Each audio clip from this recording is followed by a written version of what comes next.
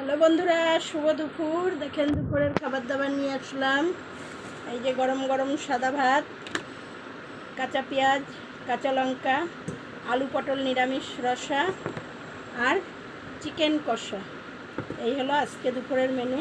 মাছ আছে, খাবো না, আগে খাবো আলু পটলের রসা দিয়ে। আজকে আর কিচ্ছু নেব না।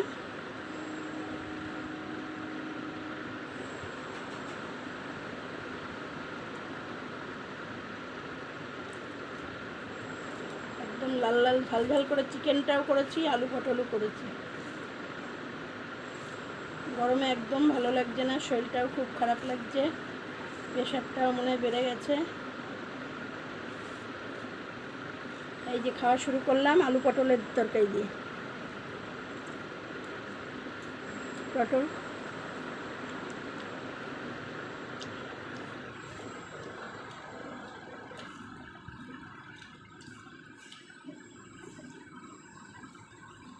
এই যে পটল নিলাম, আলু নিলাম, মুখের মধ্যে